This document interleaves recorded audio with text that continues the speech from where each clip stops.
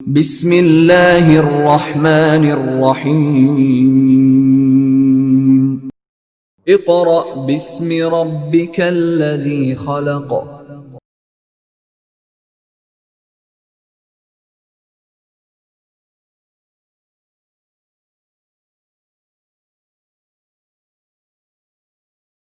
Bismillahirrahmanirrahim.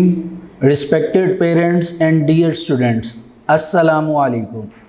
Students, in our previous lecture, we have completed the chapter number 3 of your biology book, which is biodiversity. And now, students, we are going to start the chapter number 4 of your book, which is cells and tissues.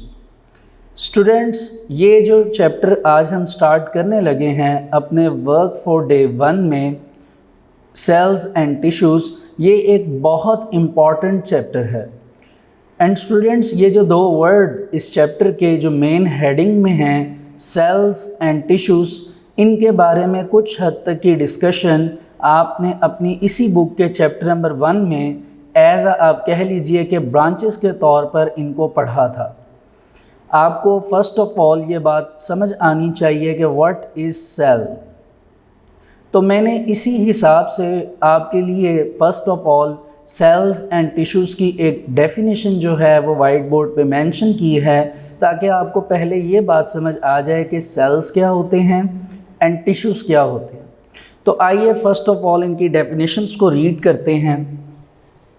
तो students, जैसा कि आपको ये बताया गया कि cell क्या होता है, ये आप पहले भी डिस्कस कर चुके हैं कि cell is the basic structural and functional unit of living body.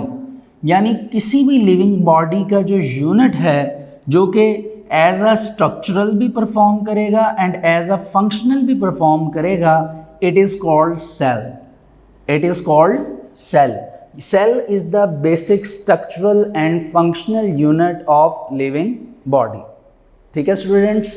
अब अगर आप टिश्यूज़ की बात करें तो टिश्यूज़ के लिए वर्ड यूज़ हुआ है मल्टी सेल्यूलर ऑर्गेनिजम्स।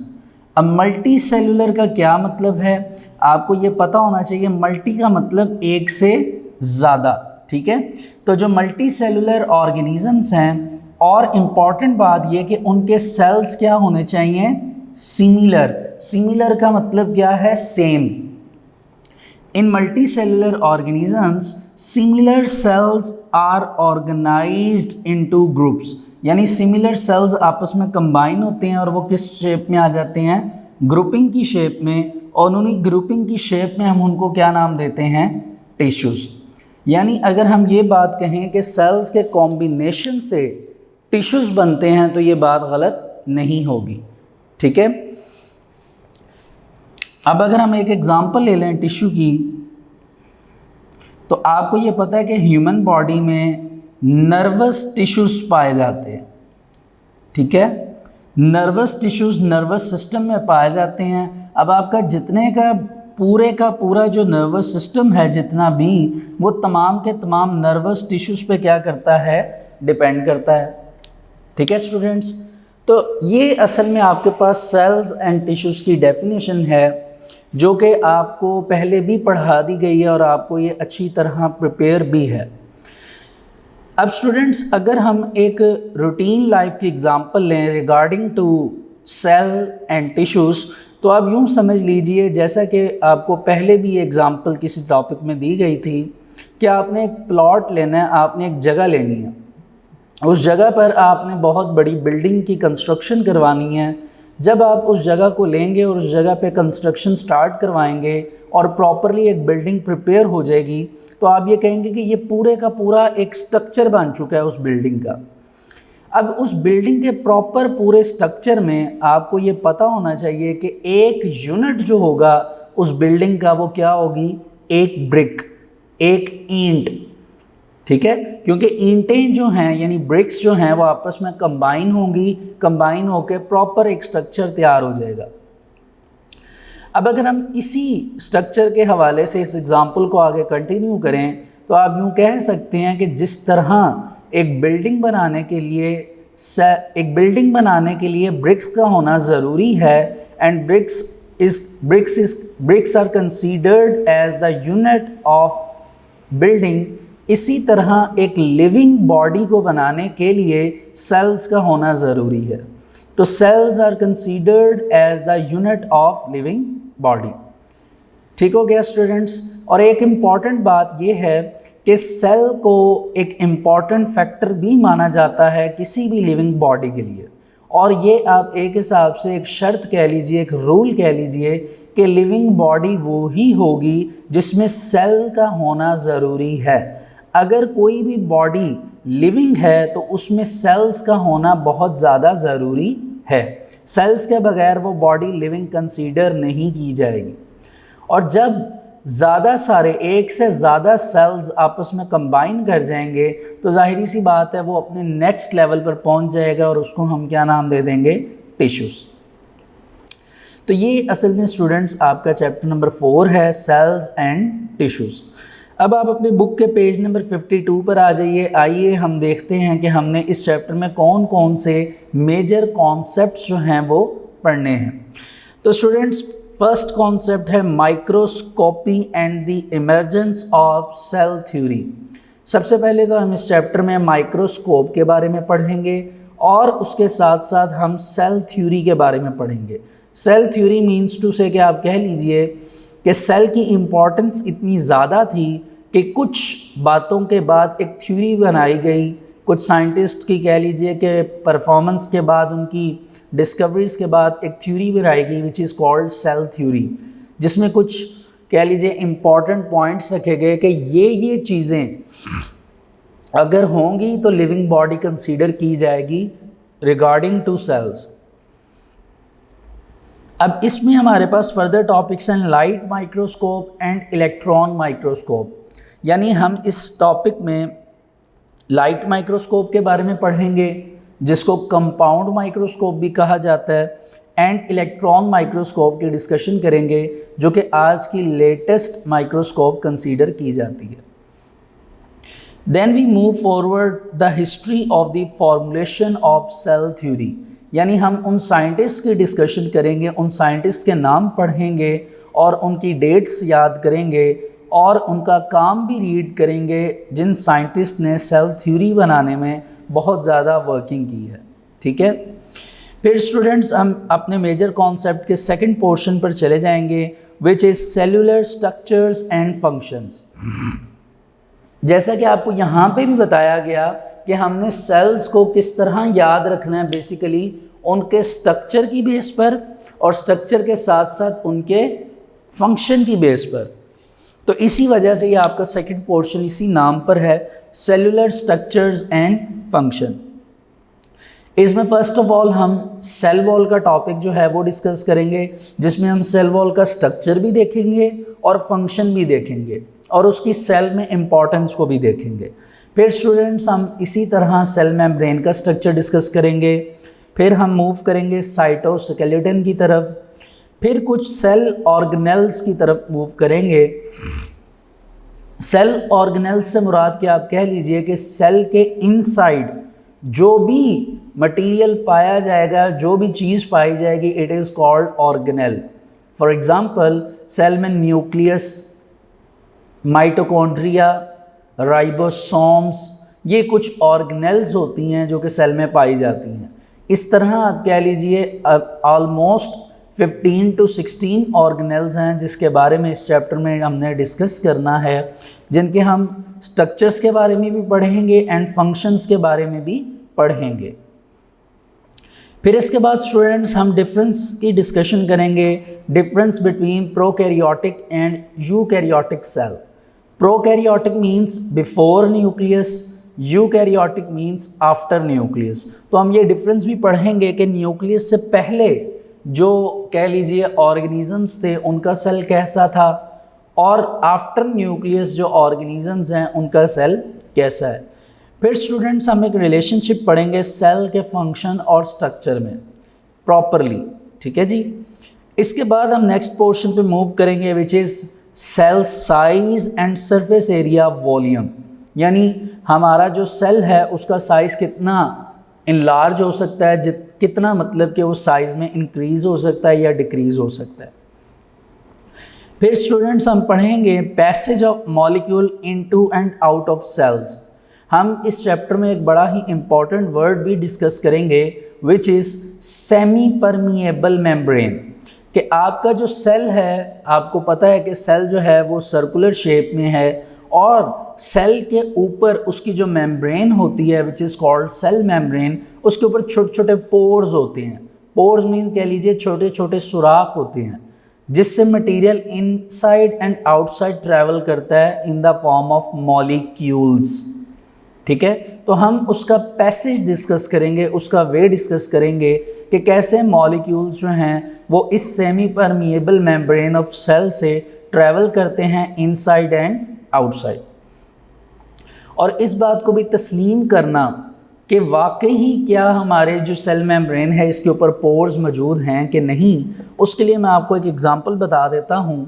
आपने देखा होगा कि हमारी बॉडी पर हर वक्त गर्मियों के मौसम में, जैसा कि आजकल है, परस्पायरेशन हो रही होती है, यानी स्वेट, पसीना आ रहा होता है। तो स्टूडेंट्स ये पसीना कहाँ से आता है? ये असल में हमारी बॉडी के अंदर मौजूद ब्लड में कुछ कह लीजिए कि सॉल्ट एंड वाटर होते हैं। ये एक प्रोसेस है जो हम इसी चैप्टर में पढ़ेंगे विच इज़ कॉल्ड फिल्ट्रेशन।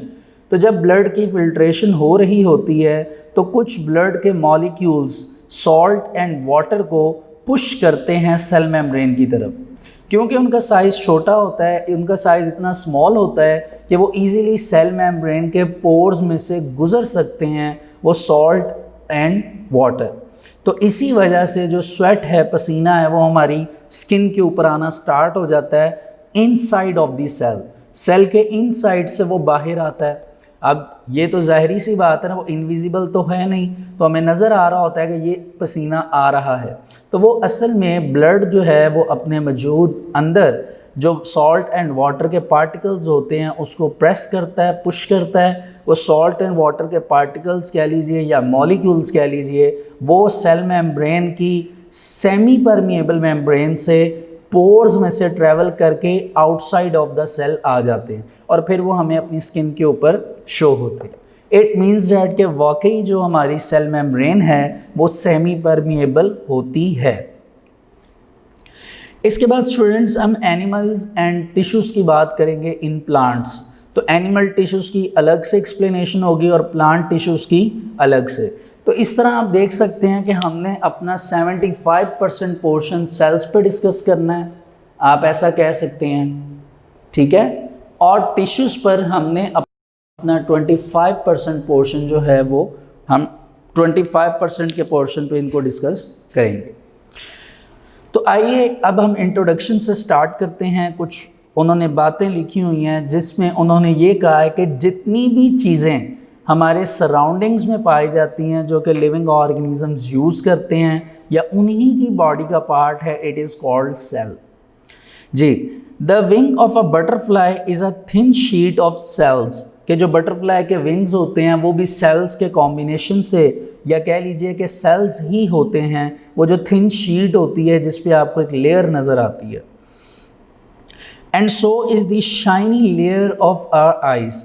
और हमारी आंखों में जब भी वो हम उसकी बटरफ्लाई के विंग्स को देखते हैं तो वो एक शाइनी लेयर होती है। अगर आप कभी गौर से उस चीज़ को देखें तो वो एक थिन बारीक सी लेयर होती है जो कि असल में उसके विंग्स होते हैं, which are composed of cells. The meat we eat is composed of cells and its contents soon become part of our cell. यानी जो गोश्त हम खाते हैं, मीट हम खाते हैं, वो भी सेल्स के कॉम्बिनेशन से बना होता है। लेकिन क्योंकि मीट बहुत ही ज़्यादा कॉम्प्लेक्स मटेरियल है तो जैसे ही हम वो खाना स्टार्ट करते हैं वो स्प्लिट होता है, ब्रेक डाउन होता है और उसमें जितना भी कंटेंट अवेलेबल होता है वो तमाम का तमाम कंटेंट हमारे हर एक सेल को रिक्वायरमेंट के हिसाब से मिल जाता है।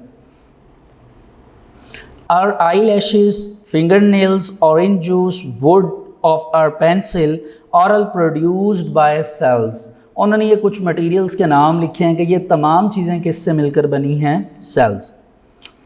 इन this chapter we will take a close look at cell, यानी फर्स्ट ऑफ ऑल हम बहुत करीब से बहुत ही एक्सप्लेनेशन के साथ पहले सेल की डिस्कशन करेंगे and learn about their internal structure, और उसके इंटरनल स्ट्रक्चर की डिस्कशन करेंगे कि इंटरनली सेल किन चीज़ों से मिलकर बना है, उसमें क्या कंटेंट्स हैं, किन चीज़ों पर कंपोज्ड हुआ है।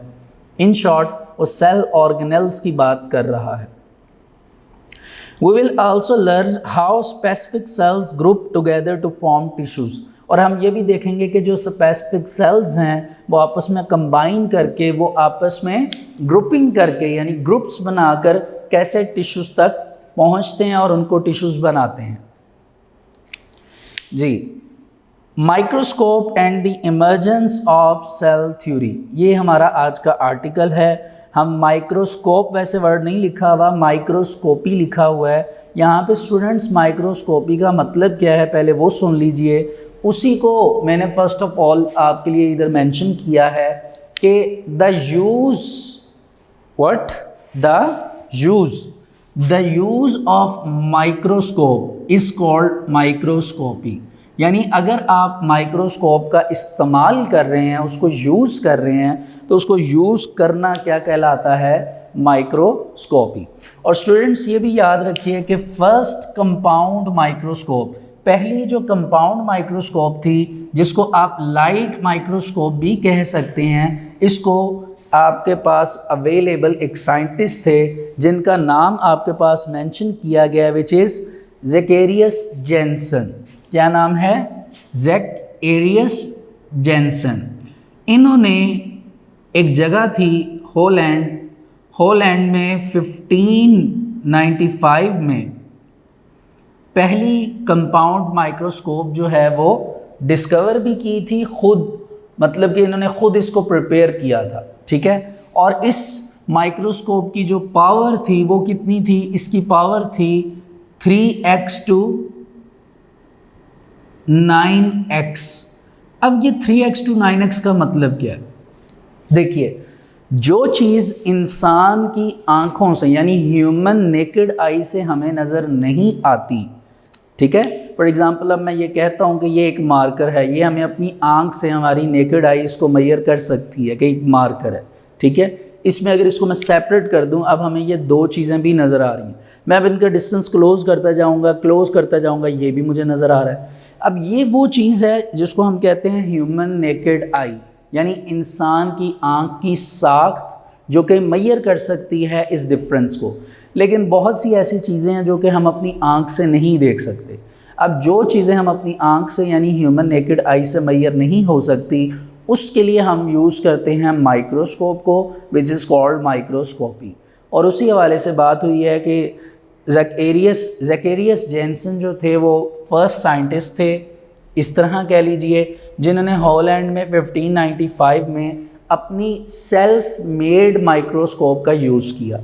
और इनकी माइक्रोस्कोप की पावर 3x to 9x थी।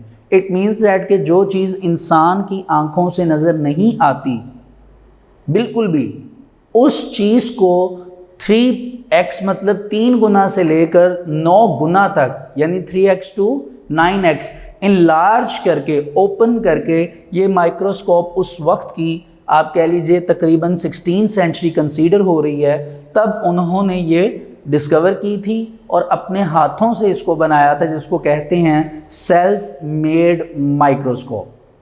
ठीक हो गया स्टूडेंट्स? तो ये आपके सामने एक छोटा सा इंट्रोडक्शन है माइक्रोस्कोप का। तो आइए इसको हम फर्स्ट ऑफ ऑल रीड कर लेते हैं साथ साथ ही। The use of microscope is known as microscopy. ये एक इम्पॉर्टेंट शॉर्ट क्वेश्चन है स्टूडेंट्स, आपने इसको एज अ शॉर्ट क्वेश्चन याद करना है। The first compound microscope was developed by Zacharias Janssen in Holland in 1595। ठीक हो गया। अब हम इस माइक्रोस्कोप का स्ट्रक्चर जो है वो रीड करते हैं।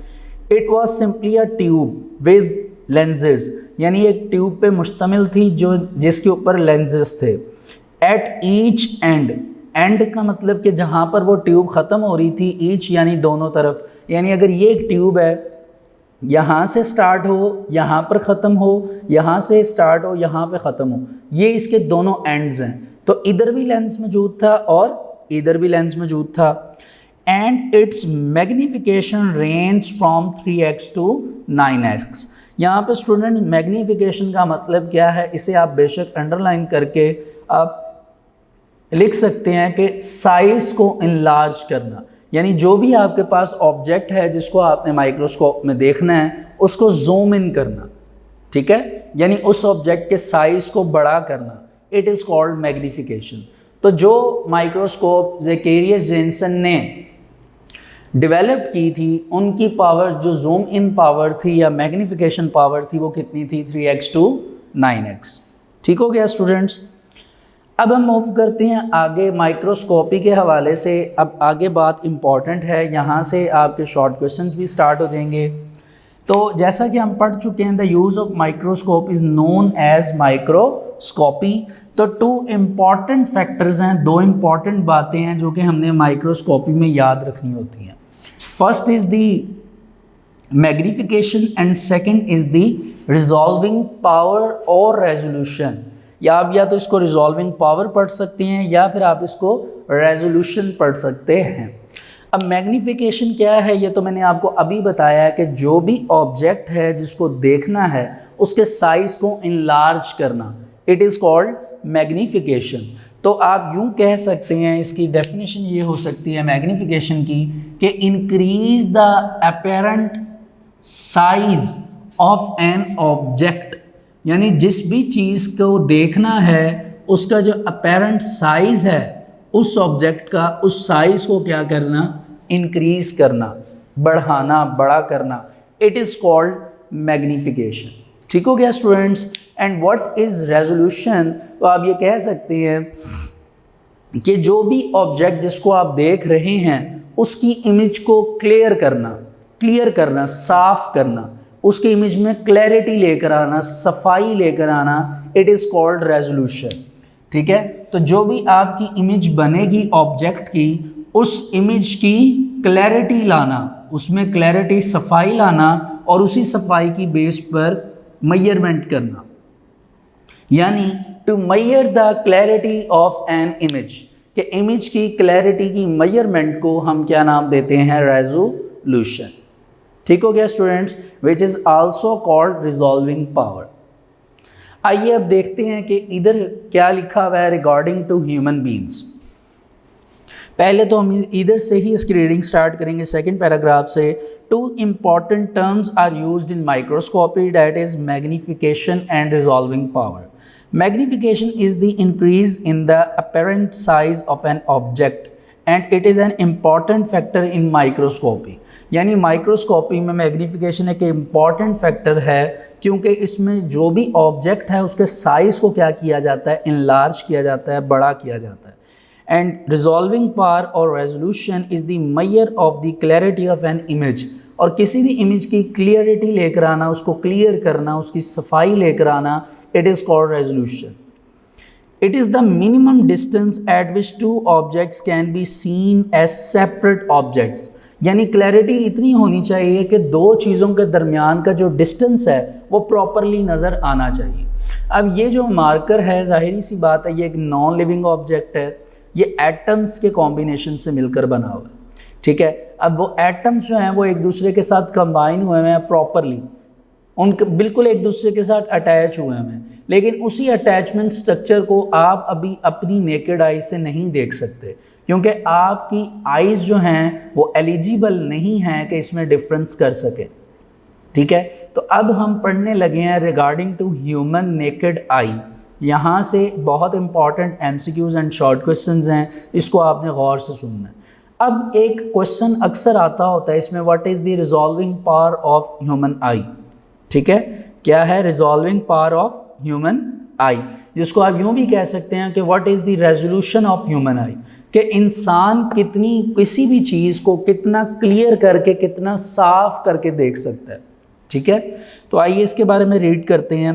Human naked I can differentiate between 2 points, यानी ह्यूमन की जो आइज़ हैं वो उन 2 पॉइंट्स में डिफरेंस कर सकती हैं, which are at least 0.1 millimetre apart, यानी जिनमें 0.1 मिलीमीटर का क्या होगा, distance.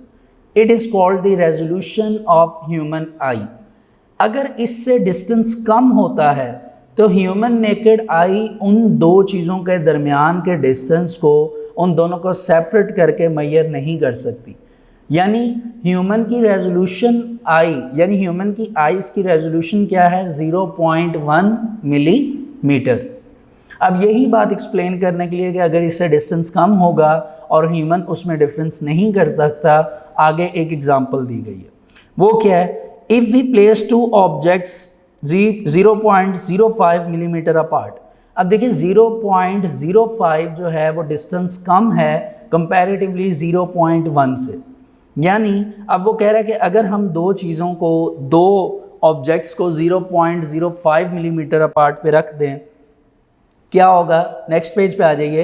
Human eye would not be able to differentiate between them as two separate objects. तो ह्यूमन नेकेड आई जो है वो उनको दो सेपरेट ऑब्जेक्ट में डिफरेंशिएट नहीं कर पाएगी, बल्कि वो एक ही ह्यूमन आई को नज़र आएगी कि वो एक ही चीज़ है। हालांकि वो एक चीज़ नहीं होगी, वो एक ऑब्जेक्ट नहीं होगा, वो दो ऑब्जेक्ट्स होंगे जिनमें काफ़ी हद तक डिफरेंस है, डिस्टेंस है, विच इज़ 0.05। लेकिन क्योंकि ह्यूमन आई का डिस्टेंस उससे क्या है, कह लीजिए कम है, विच इज़ 0.1, तो इस वजह से प्रॉब्लम आएगी।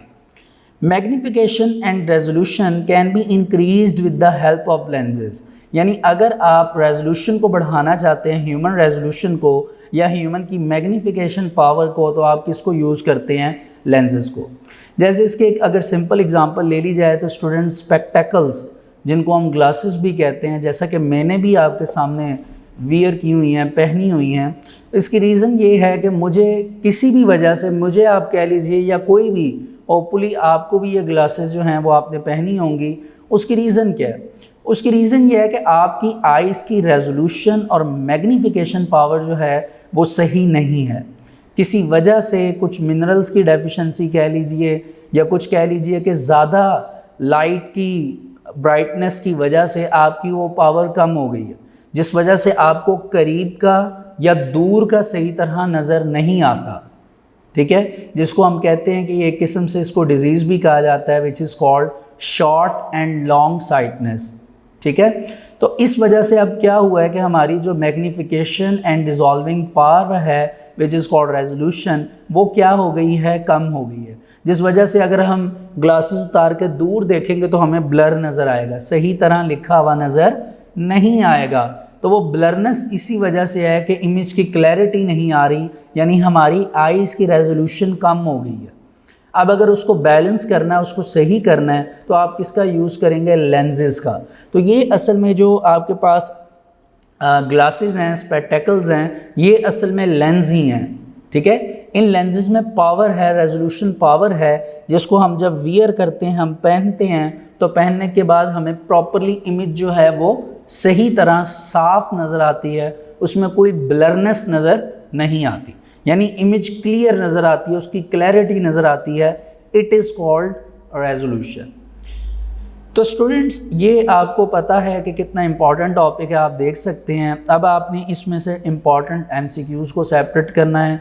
इसमें resolving power, magnification, resolution of human I, use of microscope which is also called microscopy, ये इंपॉर्टेंट शॉर्ट क्वेश्चन है जो आपने यहाँ पर कवर करने हैं। इसके अलावा आपने MCQs भी बनाना है कि फ़र्स्ट सेल्फ मेड माइक्रोस्कोप किस साइंटिस्ट ने बनाई, किस जगह पर बनाई, और उसकी डेट क्या थी, उसकी पावर क्या थी, रिजॉल्विंग पावर क्या थी उसकी।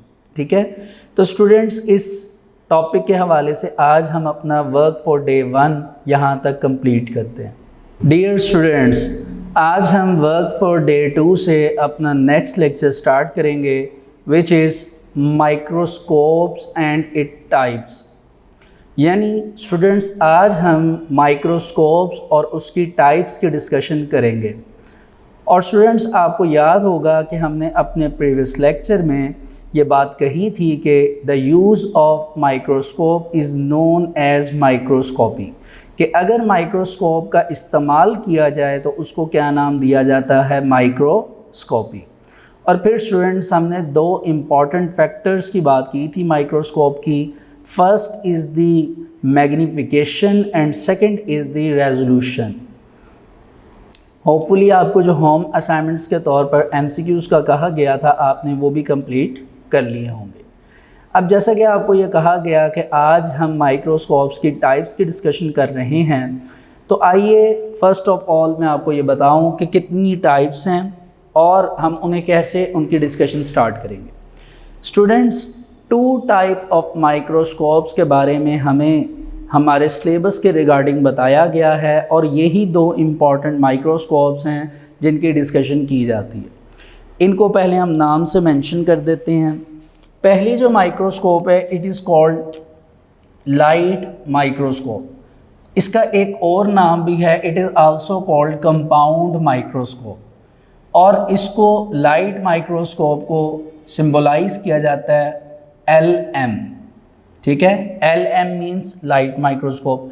और जो दूसरी माइक्रोस्कोप आपके पास है it is called electron microscope, ठीक है। इसको EM इलेक्ट्रॉन माइक्रोस्कोप यानी EM के नाम से पुकारा जाता है। अब हम इन्हें एक एक करके इनके डिस्कशन स्टार्ट करते हैं। उससे पहले मैं आपको एक बात रिकॉल करवा दूं कि आपको याद होगा कि हमने अपने प्रीवियस लेक्चर में ये बात भी डिस्कस की थी कि ह्यूमन नेकेड आई जो है वो 0.1 मिलीमीटर अपार्ट है। इससे अगर कोई भी छोटी वैल्यू है या कोई भी कह लीजिए कम वैल्यू है तो उसको ह्यूमन नेकेड आई मैयर उसमें डिफरेंस नहीं कर सकती 2 चीज़ों के दरमियान। अब अगर ह्यूमन नेकेड आई उस चीज़ में डिफरेंस नहीं कर सकती तब हम यूज़ करते हैं किस चीज़ को, माइक्रोस्कोप। और जो माइक्रोस्कोप हम यूज़ करते हैं it is called light microscope and also called compound microscope and light microscope is represented by symbol LM। अब हमने असल में यहाँ पर लाइट माइक्रोस्कोप के पहले स्ट्रक्चर की बात करनी है। तो अगर हम स्ट्रक्चर की बेस पर देखें तो स्टूडेंट लाइट माइक्रोस्कोप कंसिस्ट करती है 2 ग्लास लेंसेज पर, 2 लेंसेज पर डिपेंड करती है।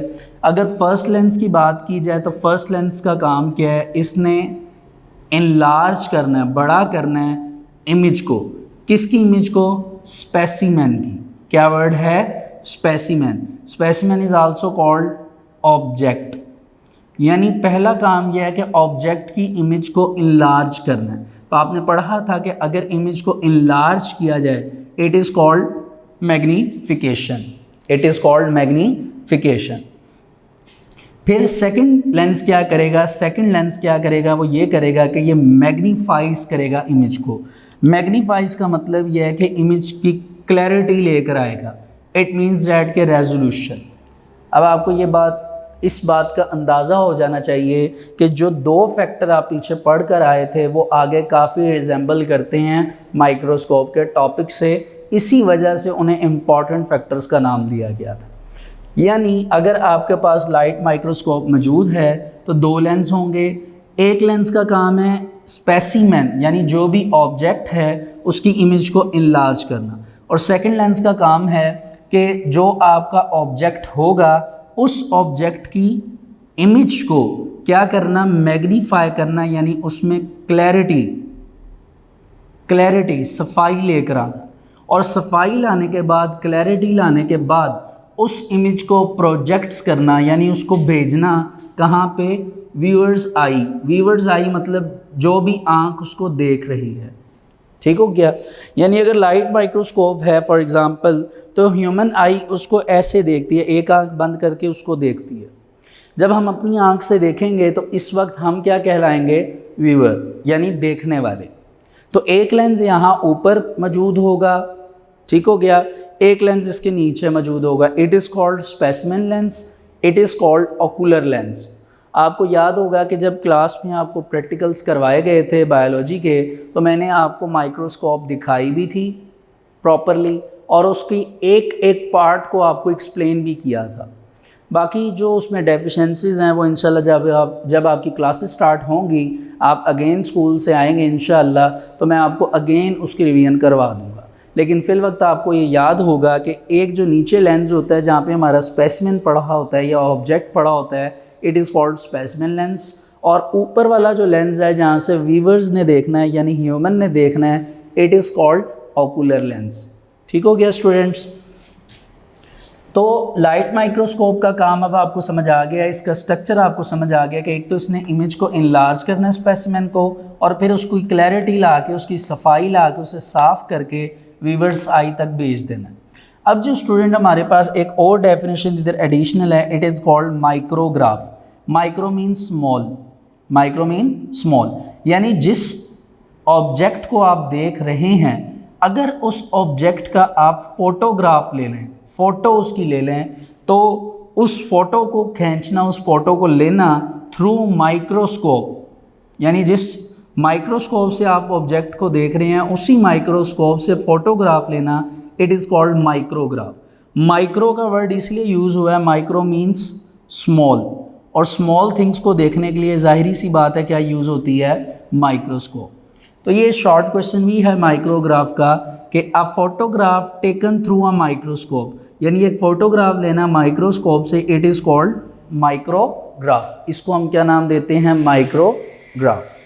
तो आइए स्टूडेंट पहले हम इसको यहाँ तक रीड कर लेते हैं। इसको आपके रीडिंग के लिए पेज नंबर 53 पर आना पड़ेगा। Light microscope and electron microscope.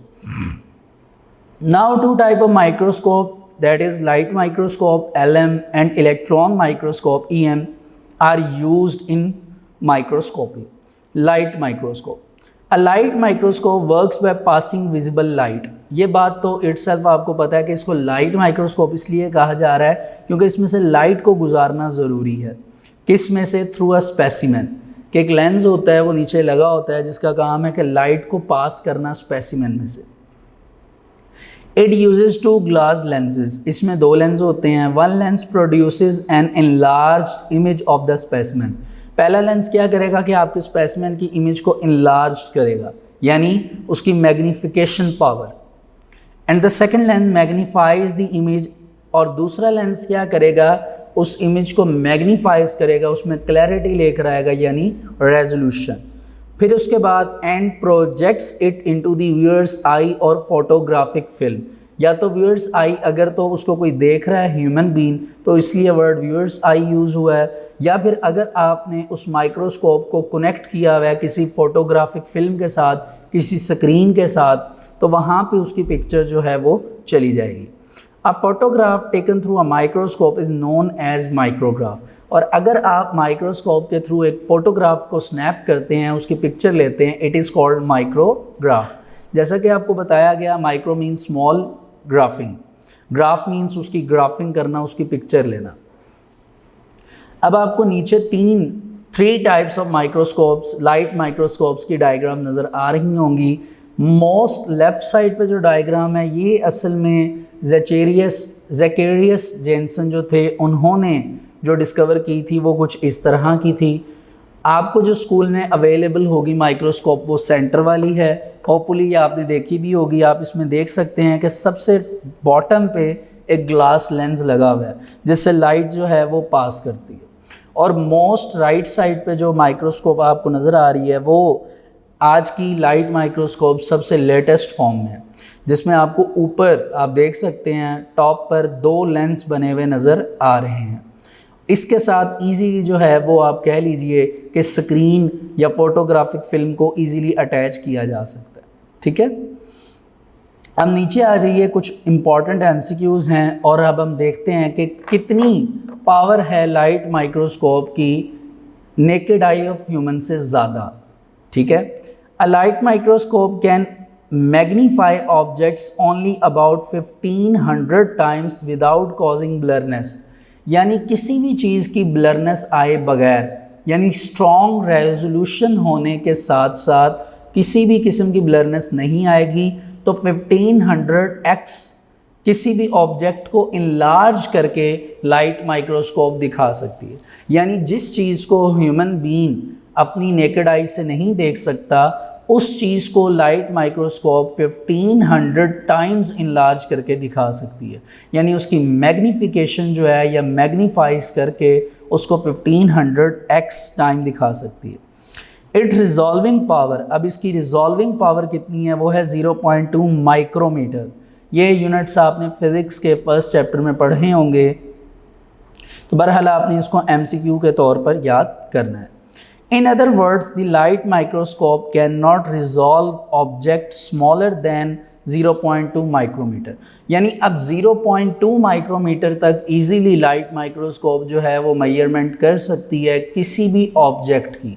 लेकिन अगर कोई भी ऑब्जेक्ट 0.2 माइक्रोमीटर से छोटा है तो उसको लाइट माइक्रोस्कोप मेजर नहीं करेगी।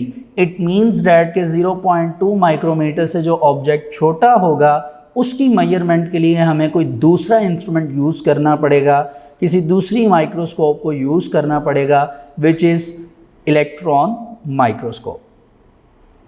जी, अब हम देखते हैं कि ये कितना साइज़ हो सकता है 0.2 माइक्रोमीटर। तो उन्होंने मेजरमेंट करके बताया it is about the size of the smallest bacterium. Smallest का मतलब सबसे छोटा, bacterium is the singular of bacteria, यानी सबसे छोटा बैक्टीरिया, ये उतना साइज़ है। The image of the bacteria can be magnified many times, यानी आप उसकी मैग्नीफिकेशन बहुत ज़्यादा कर सकते हैं। But light microscope can not show the details of the internal structures. लेकिन बैक्टीरियम के इनसाइड का जो स्ट्रक्चर है, जिसको आप कह लीजिए कि जो उसकी ऑर्गेनेल्स का स्ट्रक्चर है, आप माइक्रोस्कोप यानी लाइट माइक्रोस्कोप से वो स्ट्रक्चर नहीं देख सकते डिटेल्स के साथ। ठीक हो गया। आप सिर्फ एक्सटर्नल स्ट्रक्चर या एक्सटीरियर स्ट्रक्चर जो है बैक्टीरियम का, उसको लाइट माइक्रोस्कोप के थ्रू देख सकते हैं। आप नीचे देख सकते हैं, आपको दो डायग्राम्स नज़र आ रही हैं। लेफ़्ट साइड पे ओमीबा है, राइट साइड पे एल्गी है विच इज़ यूनिसेलुलर। आपको इनकी एक्सटर्नल सरफेस जो है वो नज़र आ रही है, इसको हमने लाइट माइक्रोस्कोप से देखा है। अब स्टूडेंट्स, जैसा कि हम ये बात समझ चुके हैं कि 0.2 माइक्रोमीटर जो है वो रिजॉल्विंग पावर है जो कि आपके पास लाइट माइक्रोस्कोप की है। अगर तो कोई स्पेसिमेन आपके पास 0.2 माइक्रोमीटर तक का है तो उसका स्ट्रक्चर जो है वो इजीली लाइट माइक्रोस्कोप हमें दिखा सकती है। लेकिन अगर किसी भी आप कह लीजिए ऑब्जेक्ट का डिस्टेंस है या स्ट्रक्चर है जो कि 0.2 माइक्रोमीटर से छोटा है, उसको लाइट माइक्रोस्कोप नहीं दिखा सकती। जैसा कि मैंने आपको अभी बताया, उसके लिए हमें एक दूसरी माइक्रोस्कोप यूज़ करनी पड़ती है which is called electron microscope, और इसके पास जो सिंबल इसको प्रोवाइड किया गया है इट इज़ EM यानी इलेक्ट्रॉन माइक्रोस्कोप। आइए इसे स्टार्ट करते हैं। It is the advanced form of microscope, यानी ये सबसे एडवांस्ड फॉर्म है, लेटेस्ट फॉर्म है किसकी? इलेक्ट्रॉन माइक्रोस्कोप की। एक बात एडिशनल स्टूडेंट्स मैं आपको बता दूं, वो ये कि देखिए जो इलेक्ट्रॉन माइक्रोस्कोप में आपने स्पेसिमेन देखना है उसका स्ट्रक्चर बहुत ज़्यादा छोटा है। ठीक है, वो इतना छोटा है कि आप उसको इजीली इन्वायरमेंट के अंदर रख के या लेबॉर्ट्री के अंदर रख के, जिस तरह लाइट माइक्रोस्कोप में आपने डायरेक्ट स्पेसिमेन रख दिया लेंसेज पर, आप उसको ऐसे इलेक्ट्रॉन माइक्रोस्कोप में यूज़ नहीं करेंगे, क्योंकि इलेक्ट्रॉन माइक्रोस्कोप में रखा गया हुआ स्पेसिमेन उसका साइज़ जाहिरी सी बात है बहुत ज़्यादा छोटा है। इस वजह से इसको यूज़ करने का डिफरेंट मेथड है जो इलेक्ट्रॉन माइक्रोस्कोप का है। इलेक्ट्रॉन माइक्रोस्कोप का पूरा जो स्ट्रक्चर है वो टोटली डिफरेंट है। इसके लिए एक वैक्यूम चैम्बर यूज़ किया जाता है। एक लॉन्ग चैम्बर होती है, एक लॉन्ग ट्यूब होती है जो कि अंदर से बिल्कुल खाली होती है, बिल्कुल खाली, कुछ भी नहीं होता सॉरी, जिसको हम यहाँ पे क्या नाम प्रोवाइड कर रहे हैं? वैक्यूम। वैक्यूम को उर्दू में खला कहते हैं। ठीक है, यानी ये चैम्बर होगा जो बिल्कुल वैक्यूम होगा, उसमें कुछ भी नहीं होगा, एम्प्टी चैम्बर होगा। उस चैम्बर में हम लेंसेज भी एडजस्ट करेंगे, वही दो, यानी रेजोल्यूशन के लिए और आप कह लीजिए मैग्नीफिकेशन के लिए, और उसके साथ साथ अपना जो स्पेसिमेन है जो कि 0.2 माइक्रोमीटर से छोटा है उसको इस चैम्बर में हम एंट्रेंस देंगे। तो आइए इसे देखते हैं कि हमारा जो स्पेसिमेन है, जैसा मैंने आपको बताया, और जो लेंस हैं उनको हम प्लेस्ड कर देंगे, उन्हें हम रखेंगे किस में? वैक्यूम चैम्बर में। और उस वैक्यूम चैम्बर के अंदर से बड़ी ही स्ट्रॉन्गरली एक बीम गुजरेगी, किसकी? इलेक्ट्रॉन्स की। यानी एक इलेक्ट्रॉन की बीम, एक रे गुजरेगी, बड़ी तेज़ी से पास करेगी, किस में से, ऑब्जेक्ट में से, या कह लीजिए आप स्पेसिमेन, यानी जो स्पेसिमेन आपने इसमें रखा है उस स्पेसिमेन में से एक बीम ऑफ इलेक्ट्रॉन जो है वो उसमें से क्या करेगी, पास करेगी। जैसे बीम ऑफ इलेक्ट्रॉन उसमें से पास करेगी तो उस बीम के पास करने की वजह से जो अंदर लेंसेज लगाए गए हैं इलेक्ट्रोमैग्नेटिक, वो लेंस क्या करेंगे, जल्दी से फोकस कर लेंगे उसकी इमेज को।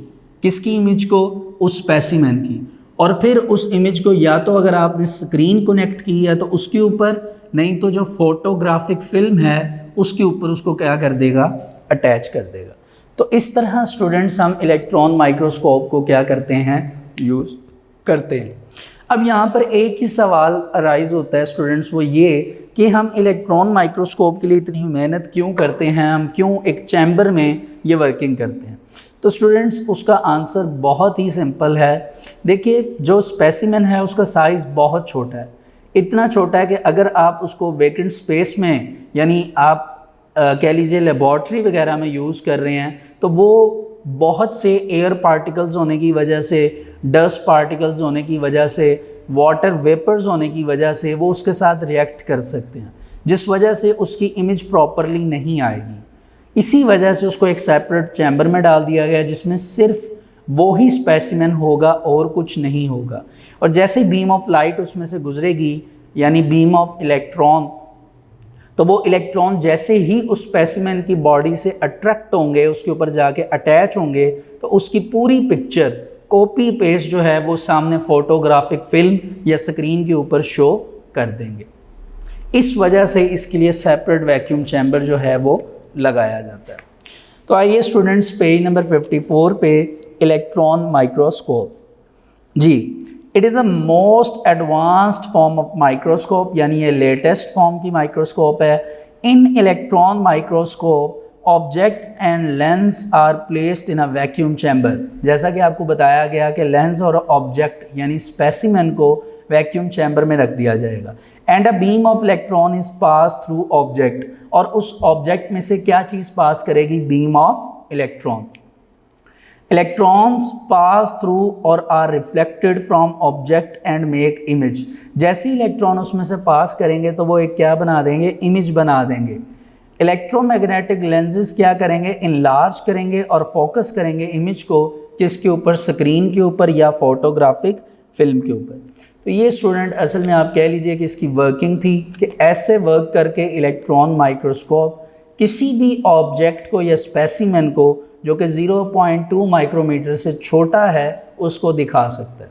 अब हम रेजोल्यूशन और मैग्नीफिकेशन देखते हैं इलेक्ट्रॉन माइक्रोस्कोप की, कि जो चीज़ हमें लाइट माइक्रोस्कोप से नहीं नज़र आती उस चीज़ को कितने टाइम्स बड़ा करके, इनलार्ज करके, मैग्नीफाई करके हमें इलेक्ट्रॉन माइक्रोस्कोप दिखा सकती है। आइए हम उसको देखते हैं।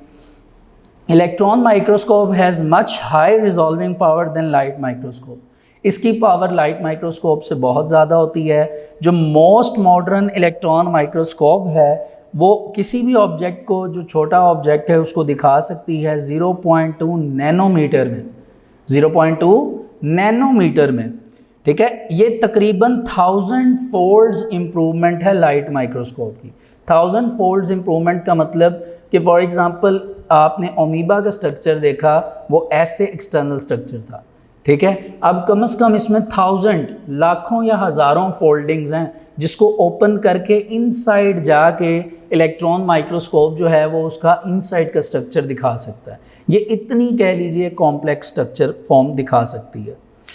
अब EM की मैग्नीफिकेशन क्या है वो देखते हैं, तो 2,50,000 टाइम्स, यानी इलेक्ट्रॉन माइक्रोस्कोप से 2,50,000 टाइम्स जो है लाइट इलेक्ट्रॉन माइक्रोस्कोप जो है वो ऑब्जेक्ट को ओपन करके दिखा सकती है, उसके इनसाइड स्ट्रक्चर को जाकर 2,50,000 टाइम्स ओपन करके दिखा सकती है। अंडर स्पेशल कंडीशन, अगर कुछ स्पेशल कंडीशंस हैं तो EM ही है जो कि इंडिविजुअल के एटम्स को, उसके सेल्स को उसकी ऑर्गेनेल्स को, हत्ता कि डीएनए तक का जो स्ट्रक्चर है और प्रोटीन्स का, ये तमाम का तमाम स्ट्रक्चर जो है वो ईएम के थ्रू जो है उसकी डिटेलिंग देखी जाती है। हत्ता कि एक सिंगल एटम जो है उसको भी इलेक्ट्रॉन माइक्रोस्कोप से देखा जाता है। इलेक्ट्रॉन माइक्रोस्कोप का स्ट्रक्चर इतना कह लीजिए कि कॉम्प्लेक्स है कि ये किसी भी दूसरी कॉम्प्लेक्स ऑब्जेक्ट को ओपन करके इजीली दिखा सकती है। लेकिन स्टूडेंट्स जो इलेक्ट्रॉन माइक्रोस्कोप है ये हमारे पास जो स्कूल्स वगैरह हैं इधर अवेलेबल नहीं होती। ये आपको यूनिवर्सिटी लेवल पे अगर आप इन फ्यूचर एमबीबीएस करते हैं, बीडीएस करते हैं, तो वहाँ पर आपको ये ईज़िली अवेलेबल हो सकती है। वहाँ पर भी आप यूज़ तो नहीं करते लेकिन ईज़िली उसको देख के उसके स्ट्रक्चर की मेजरमेंट्स और वो तमाम तर चीज़ें देख लेते हैं। ठीक है, बहरहाल यहाँ तक आप कह लीजिए कि ये इम्पॉर्टेंट बात थी जो कि हमने डिस्कस की रिगार्डिंग टू इलेक्ट्रॉन माइक्रोस्कोप। अब अगर टाइप्स की बात की जाए तो स्टूडेंट्स इलेक्ट्रॉन माइक्रोस्कोप्स को फर्दर डिवाइड किया गया 2 टाइप्स में। First is time, second is Sam. Time stand for transmission electron microscope and SEM stand for scanning electron microscope। ठीक है, आपने स्टूडेंट वर्ड पे नहीं रहना। अब आप यहाँ पे स्कैनिंग का मतलब समझ रहे हैं कि इनसाइड स्कैन करेगा, ऐसा नहीं है। आपने याद रखना है कि ट्रांसमिशन का मतलब ये है कि किसी भी आप कह लीजिए जो ऑब्जेक्ट है उसकी एक्सटर्नल स्टडी करना ओनली, सॉरी इंटरनल स्टडी करना, it is called transmission electron microscope. Sorry, अगर आपके पास कोई भी ऑब्जेक्ट है और उसके इनसाइड आपने उसकी तमाम चीज़ों को डिस्कस करना है, लाइक सेल के इनसाइड ऑर्गेनेल्स हैं उनकी स्टडी करनी है, तो आप यूज़ करेंगे transmission electron microscope which is called TEM. और अगर आपने किसी भी एक्सटीरियर सरफेस की डिस्कशन करनी है, उसको रीड आउट करना है प्रॉपरली, उसके लिए आप यूज़ करेंगे स्कैनिंग इलेक्ट्रॉन माइक्रोस्कोप। तो आइए इन्हें हम रीड कर लेते हैं। Biologist use 2 types of electron microscope. First is the transmission electron microscope TEM and second is the scanning electron microscope SEM. In TEM में क्या होता है, इलेक्ट्रॉन ट्रांसमिट होते हैं थ्रू दी स्पेसिमेन में से ट्रांसमिट होते हैं, और टेम को यूज़ किया जाता है to study the internal cell structure, यानी सेल के जो इनसाइड स्ट्रक्चर हैं जिन्हें आप एक नाम से ऑर्गेनेल्स कह सकते हैं, उनकी स्टडी के लिए टेम को यूज़ किया जाता है। अब आपको नीचे जो डायग्राम नज़र आ रही है आप देख सकते हैं कि TEM left hand view of animal cell right through it, यानी आपको लेफ़्ट साइड पे जो नज़र आ रही है डायग्राम वो असल में टेम की है, और इसी से राइट साइड पे एनिमल सेल को दिखाने की कोशिश की गई है। अब नेक्स्ट पेज पे आ जाइए, सैम के बारे में लिखा हुआ है। इन सैम इलेक्ट्रॉन्स को रिफ्लेक्ट किया जाता है मेटल कोटेड सरफेस में से, यानी मेटल की एक कोटेड सरफेस है उसके ऊपर से, और सैम को यूज़ किया जाता है स्ट्रक्चर ऑफ सेल सरफेसेस के लिए, कि सेल की जो सरफेस है, एक्सटीरियर पोर्शन है, उसके डिस्कशन के लिए। तो ये स्टूडेंट हमारा एक इम्पॉर्टेंट टॉपिक था which is electron microscope. Hopefully ये आपको समझ आ गया होगा। आज हमने जो टॉपिक डिस्कस किए उसमें electron microscope and light microscope का टॉपिक था, जिसमें 1-2 इम्पॉर्टेंट शॉर्ट क्वेश्चन भी हमने कवर किए। एंड स्टूडेंट, जो लाइट माइक्रोस्कोप का टॉपिक है ये एक इम्पॉर्टेंट लॉन्ग क्वेश्चन है, आपने इसको लॉन्ग के तौर पर प्रिपेयर करना है। एंड आपको ये रीड करके होपफुली ये समझ आ गई होगी कि इसमें कितने इंपॉर्टेंट एमसीक्यूज़ हैं, तो काइंडली इसमें से आप as a home assignment MCQs बनाने की कोशिश करें। ठीक है, तो आज का हमारा जो वर्क फॉर डे 2 है वो यहाँ तक कंप्लीट होता है। Thank you so much. Dear students, आज हम वर्क फॉर डे 3 से अपना नेक्स्ट लेक्चर स्टार्ट करेंगे which is history of the formulation of cell theory. Students, आपको याद होगा कि हमने अपने प्रीवियस लेक्चर में प्रॉपरली माइक्रोस्कोप्स के बारे में डिस्कस किया था, जिसमें मैंने आपको light microscope which is also known as compound microscope and electron microscope के बारे में बताया था। और मैंने आपको ये भी बताया था कि उनकी रिजॉल्विंग पावर क्या है, वो कितना मैग्नीफाई कर सकते हैं ऑब्जेक्ट को, जिसको हम स्पेसिमेन भी कहते हैं।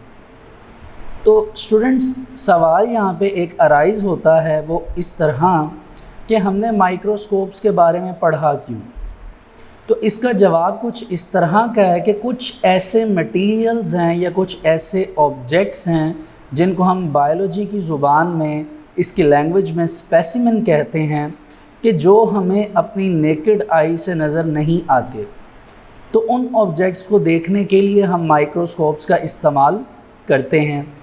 अब जो ऑब्जेक्ट हमने देखना है, आप यूँ कह लीजिए, या जिसको हमने ऑब्ज़र्व करना है, जिस मटेरियल को, उसी मटेरियल की आज हम, आप कह लीजिए कि हिस्ट्री की पहले डिस्कशन स्टार्ट करेंगे, जिसकी मैंने आपको अभी मेन हेडिंग पढ़कर बताई, जो आपकी बुक के पेज नंबर 55 पे आपको मिल जाएगी, history of the formulation of cell theory.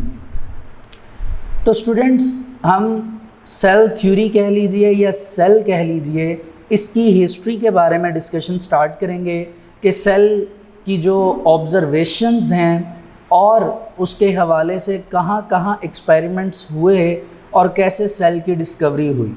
और हम आज इस हिस्ट्री में बहुत से साइंटिस्ट के नाम भी डिस्कस करेंगे जिनकी बहुत ज़्यादा इम्पॉर्टेंस है सेल की डिस्कवरी में। तो आइए इनको स्टेप बाय स्टेप करके स्टार्ट करते हैं।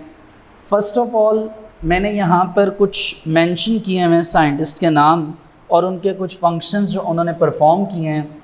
जिस तरह आप देख सकते हैं कि मैंने यहाँ पर लिखा कि एंशिएंट ग्रीक यूनान के रहने वाले लोग जो हैं उनको कहा जाता है, जिनको यूनानी भी कहा जाता है। यूनानी, एंशिएंट कहते हैं कदीम, पुराने वक्तों के, ओल्ड पीपल्स, ठीक है।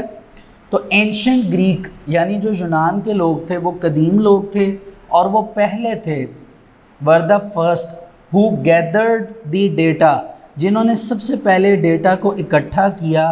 किसमें? उसमें एक यहाँ पर आप कह लीजिए कि साइंटिस्ट का नाम मेंशन किया गया है, विच इज़ अरिस्टोटल, ठीक है, अरिस्टोटल। इन्होंने, ये पहले आप कह लीजिए कि साइंटिस्ट थे या बायोलॉजिस्ट थे जिन्होंने प्लांट्स एंड एनिमल्स के बारे में प्रॉपरली एक्सप्लेन किया था। यानी ये पहले साइंटिस्ट थे जिन्होंने प्लांट्स और एनिमल्स के बारे में डिटेल के, इनकी जितनी भी डिटेल्स थी वो तमाम की तमाम अरिस्टोटल ने सबसे पहले एक्सप्लेन की थी। तो उन्होंने ये भी बताया था कि प्लांट्स एंड एनिमल्स किसी ना किसी पॉइंट पर जाकर एक दूसरे से रिलेट करते हैं। रिलेट का मतलब कि उनका आपस में कहीं ना कुछ रिलेशन ज़रूर है, ठीक है स्टूडेंट्स। तो ये सबसे पहले जो आप कह लीजिए हिस्ट्री में जो नाम मेंशन किया गया, इट इज़ अरिस्टोटल। अब जब इन्होंने ये बात कर दी कि प्लांट्स एंड एनिमल्स का आपस में कोई ना कोई रिलेशन है, तो यहाँ पर एक क्वेश्चन फिर अराइज होता है कि ऐसा वो कौन सा पॉइंट है, ऐसा वो कौन सा नुक्ता है जिस पे प्लांट्स और एनिमल्स का रिलेशन है। तो स्टूडेंट्स, फिर ये बात सोची गई काफ़ी देर तक, जो साइंटिस्ट ने सोची, ऑब्ज़र्व की कि कुछ ऐसा मटेरियल है या कोई ऐसा पॉइंट है जहाँ पर ये एक दूसरे से रिलेट करते हैं, या आप कह लीजिए कि कोई एक फंडामेंटल पॉइंट है। तो बाद में ये बात पता चली कि जो फंडामेंटल पॉइंट है प्लांट्स एंड एनिमल्स में, वो असल में सेल है। इस बात की डिस्कवरी जो है वो काफ़ी सालों बाद, आफ्टर मैनी ईयर्स, एक ब्रिटिश साइंटिस्ट थे जिनका नाम था रॉबर्ट हुक। रॉबर्ट हुक ने 1665 में, एक हिसाब से आप कह लीजिए कि 17th सेंचुरी में डिस्कवर्ड किया सेल को, यानी इन्होंने डिस्कवरी की सेल की। तो ये आपका बड़ा ही इंपॉर्टेंट एमसीक्यूज़ है कि सेल की डिस्कवरी किसने की? रॉबर्ट हुक ने। कब की? 1665 में, ठीक है। आइए अब देखते हैं कि रॉबर्ट हुक ने ये डिस्कवरी की कैसे। तो असल में रॉबर्ट हुक ने किया कुछ इस तरह कि इन्होंने एक थिन स्लाइस ऑफ कॉर्क, यानी लकड़ी का एक टुकड़ा लिया और उसको अपनी सेल्फ मेड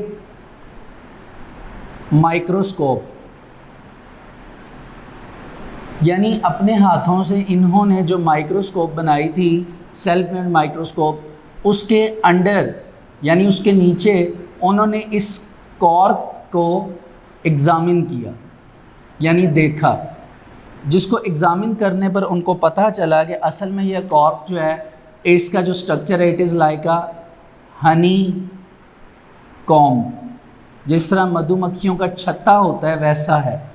ठीक है, आपने यकीनन अपनी लाइफ में हनी कॉम यानी मधुमक्खियों का शहद का जो छत्ता है वो देखा होगा। उसमें क्या होता है कि आपको नज़र आ रहा होगा कि हनी कॉम का जो छत्ता होता है उसमें छोटे छोटे कंपार्टमेंट्स होते हैं। कंपार्टमेंट्स का मतलब वैसे तो होता है कि घर का पोर्शन, उसको कंपार्टमेंट कहते हैं, लेकिन अगर आप कभी गौर करिए तो जो आपको हनी कॉम नज़र आएगा यानी मधुमक्खियों का छत्ता जो शहद बनाती हैं, उसमें छोटे छोटे कंपार्टमेंट्स होते हैं, छोटे छोटे आप कह लीजिए घरों की शक्ल नुमा छोटे छोटे हिस्से होते हैं। तो इन्होंने रिजेंबल किया कि असल में जो थिन स्लाइस ऑफ कॉर्क है, लकड़ी का जो टुकड़ा है, जब उन्होंने माइक्रोस्कोप के नीचे रखा और उसको एग्ज़ामिन किया तो इन्होंने कहा कि उस कॉर्क के अंदर भी छोटे छोटे कंपार्टमेंट्स हैं लाइक हनी कॉम, और इन्होंने उस वक्त इन कंपार्टमेंट्स को एक स्पेसिफिक नाम दिया विच इज़ सेलुलाई। क्या दिया? सेलुलाई। जो जब हमारे तक पहुंचा तो इसका क्या नाम पड़ गया? सेल। ठीक हो गया स्टूडेंट्स। तो ये असल में आप कह लीजिए कि रॉबर्ट हुक का वो एक्सपेरिमेंट था जिनको इन्होंने परफॉर्म किया, और परफॉर्मेंस के बाद इनके पास एक स्पेसिफिक रिजल्ट आया रिगार्डिंग टू सेल। तो इस तरह आप कह लीजिए कि 1665 में रॉबर्ट हुक वो साइंटिस्ट थे, वो कह लीजिए कि एक स्पेसिफिक ब्रिटिश साइंटिस्ट थे जिन्होंने सबसे पहले सेल की डिस्कवरी की। ठीक है, और उसको किससे रिजेंबल किया? हनी कॉम्स के कंपार्टमेंट्स में, कंपार्टमेंट से। इसके बाद स्टूडेंट एक और इम्पॉर्टेंट नाम है जो है एंटनी वैन लीeuwenhoek। क्या नाम है? Antony van Leeuwenhoek. ये एक कह लीजिए एक साइंटिस्ट थे जो कि एक डच नेचुरलिस्ट थे। नेचुरलिस्ट क्या होता है? नेचुरलिस्ट वो इंसान होता है जो कुदरत की स्टडी करता है। बहरहाल एंटनी वैन लीeuwenhoek ने एक नेचुरलिस्ट होने के तौर पर एक एक्सपेरिमेंट किया। वो ये था कि इन्होंने पॉन्ड वाटर लिया, ठीक है, तालाब का पानी, और उसको इन्होंने अपनी जो इनकी भी एक सेल्फ मेड माइक्रोस्कोप थी, उसी माइक्रोस्कोप में उन्होंने क्या किया? इस पॉन्ड वाटर को देखा। जब उन्होंने उस पॉन्ड वाटर को देखा तो माइक्रोस्कोप में जब इन्होंने पॉन्ड वाटर को एग्ज़ामिन किया तो इन्हें उस पॉन्ड वाटर के अंदर टाइनी क्रिएचर नज़र आई, यानी टाइनी ऑर्गेनिज़म्स नज़र आए, और इन्होंने उस वक्त उन टाइनी ऑर्गेनिज़म्स को नाम दे दिया एनिमल क्यूल्स। एनिमल क्यूल्स मीन्स के एनिमल्स की तरह। ठीक है, लेकिन इस पॉन्ड वाटर में इन्होंने जो पॉन्ड वाटर में एनिमल क्यूल टाइनी क्रिएचर को देखा था, ये असल में लिविंग ऑर्गेनिज़म्स थे। ये असल में लिविंग ऑर्गेनिज़म्स थे उस वक्त में, जो कि माने जा सकते थे क्योंकि वो मूवमेंट शो करते थे और कुछ दूसरे प्रोसीजर्स शो करते थे, जो कि उस वक्त ये माना जा सकता था कि ये लिविंग ऑर्गेनिज़म्स हैं।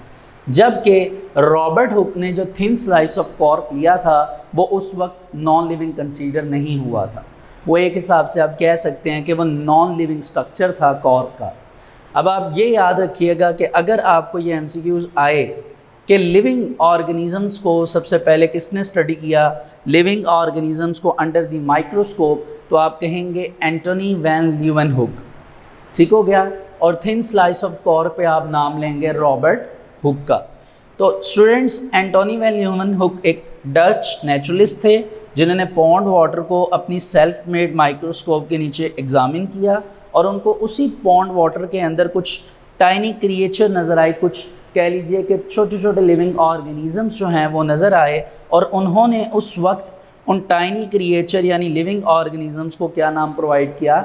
एनिमल क्यूल्स। एनिमल क्यूल्स मीन्स के एनिमल्स जो छोटे छोटे जानवर हैं उनकी तरह। जी स्टूडेंट्स, अब आ जाइए हम थोड़ी सी रीडिंग कर लेते हैं। इसके लिए आपको अपनी बुक के पेज नंबर 55 पर आना पड़ेगा। History of the formulation of cell theory. देखिए, ये जो हिस्ट्री का टॉपिक है ये बहुत ज़्यादा इंपॉर्टेंट है स्टूडेंट्स। आपने इस टॉपिक को स्पेसिफिकली MCQs के लिए तैयार करना है। तो मेरी आपसे रिक्वेस्ट है कि इसमें से आप जितने MCQ सेपरेट कर सकते हैं इनको करिए, ठीक है जी। In the history of biology, यानी बायोलॉजी की तारीख में, ancient Greeks were the first, यानी जो कदीम यूनानी लोग थे या यूनान के रहने वाले थे वो पहले थे, who organised the data of natural world, कि जिन्होंने कुदरती दुनिया में डेटा को ऑर्गेनाइज्ड किया, गैदर्ड किया, इकट्ठा किया।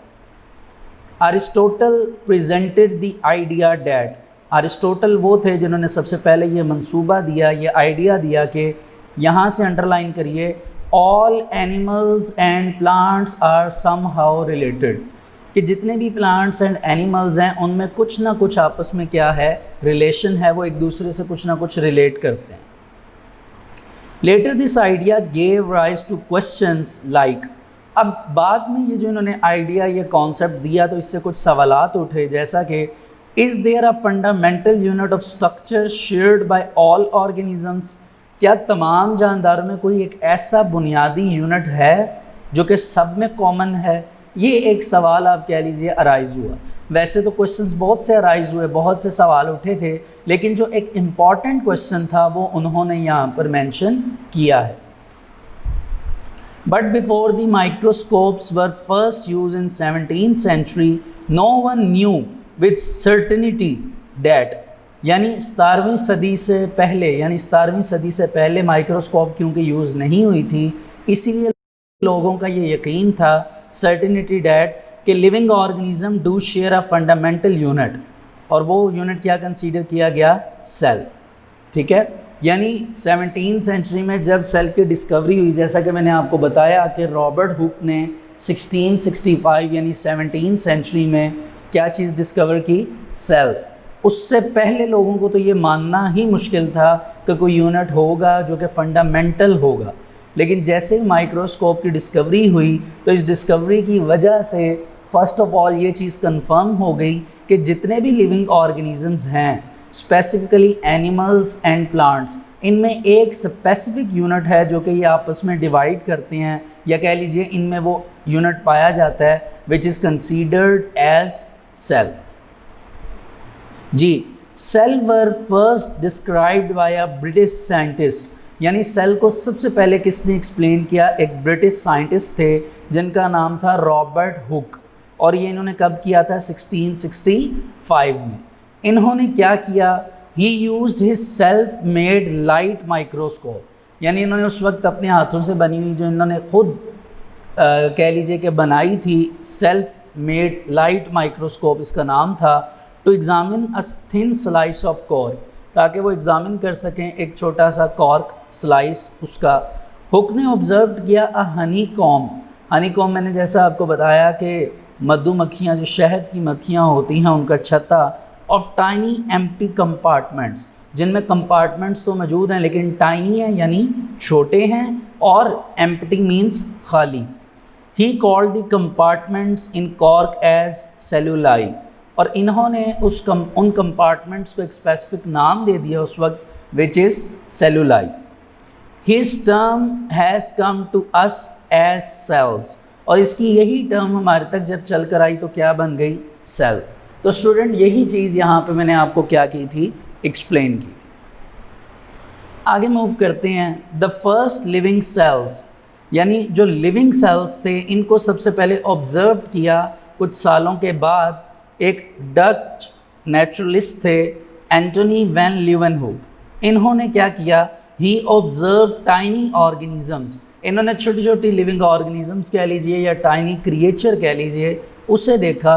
ब्रैकेट में लिखा हुआ है फ्रॉम पॉन्ड वाटर, यानी तालाब के पानी से, अंडर हिज माइक्रोस्कोप, अपनी माइक्रोस्कोप के नीचे, and called them as animalcules, और इन्होंने इसको क्या नाम प्रोवाइड कर दिया, एनिमल क्यूल्स।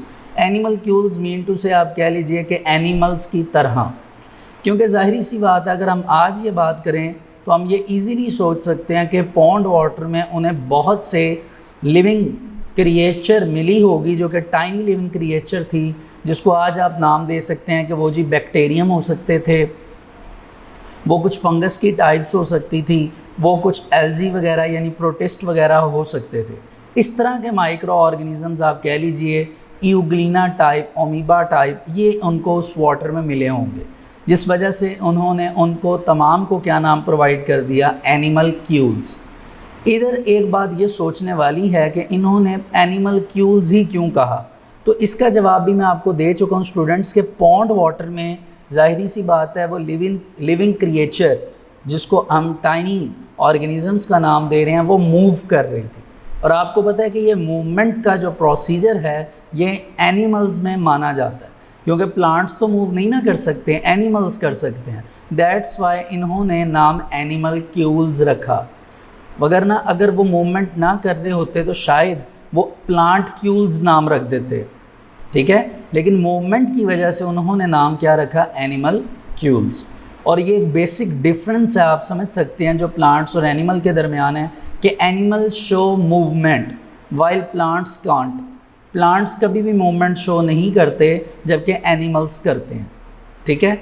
इसी तरह कुछ और डिफरेंसेस भी हैं प्लांट्स और एनिमल की बॉडीज़ में जो कि आप हायर लेवल पर जाकर डिस्कस करेंगे। बहरहाल स्टूडेंट्स, यहाँ तक हमने हिस्ट्री में 3 इम्पॉर्टेंट साइंटिस्ट के नाम पढ़े, जिसमें पहले नंबर पे आपने पढ़ा अरिस्टोटल, सेकंड में रॉबर्ट हुक एंड थर्ड पे एंटनी वैन लीeuwenhoek। तो ये 3 इम्पॉर्टेंट साइंटिस्ट के इम्पॉर्टेंट काम जो हैं एज अ हिस्ट्री के तौर पर हमने अभी डिस्कस किए, जो कि हमें चेन वाइज लेकर चल रहा है कि व्हाट इज़ सेल। अब आगे मूव करते हैं। आपको ये नीचे पेज नंबर 55 के लास्ट पे रॉबर्ट हुक की डायग्राम भी बनी हुई नज़र आ रही होगी, और राइट साइड पे आप देखिए तो ये वो डायग्राम है, आप कह लीजिए, जो कि इनको माइक्रोस्कोप के नीचे बनी हुई नज़र आई थी। अब आप देख सकते हैं कि इनका स्ट्रक्चर, जो इस डायग्राम का स्ट्रक्चर है, it is like a Honey com. That's पे उन्होंने उसको रिजेंबल किया हनी कॉम से। और आप देख सकते हैं कि इसमें छोटे छोटे कंपार्टमेंट्स हैं, छोटे छोटे कंपार्टमेंट्स बने हुए हैं जो कि एम्प्टी हैं, ठीक है। और थोड़ा सा इंट्रोडक्शन रिगार्डिंग रॉबर्ट हुक जो है वो नीचे एक्सप्लेन किया गया है, उसे आप रीड कर लीजिएगा एज अ इंफॉर्मेशन। जी स्टूडेंट्स, अब अगले पेज पे आ जाइए, पेज नंबर 56 पे। तो लिखा हुआ है for another century and a half. Another century and a half, एक general importance of cell was not appreciated by biologist, यानी कुछ बायोलॉजिस्ट ने उसकी प्रॉपर अप्रिसिएशन नहीं दी। लेकिन कह लीजिए 150 साल बाद कमोबेश एक साइंटिस्ट आए, जॉन बैप्टिस्ट डी लमार्क। क्या नाम है? Jean Baptiste de Lamarck. ये 1809 में यानी 1809 में ये साइंटिस्ट आए और इन्होंने एक स्टेटमेंट दी रिगार्डिंग टू सेल। और वो स्टेटमेंट क्या थी? No body can have life, कोई भी ज़िंदगी नहीं हो सकती if its part are not cellular tissues, जब तक उसका जितने भी पोर्शन है, जितने भी पार्ट हैं, वो सेल्यूलर टिश्यूज़ नहीं हो सकते या सेल नहीं हो सकते और उसके कॉम्बिनेशन से टिश्यूज़ नहीं हो सकते। यानी उनका ये कहना था कि सेल होना ज़रूरी है लाइफ के लिए। इसी वजह से ये डेफिनेशन बनी कि cell is the basic unit of life, कि सेल असल में एक बेसिक यूनिट है किसका? ज़िंदगी का।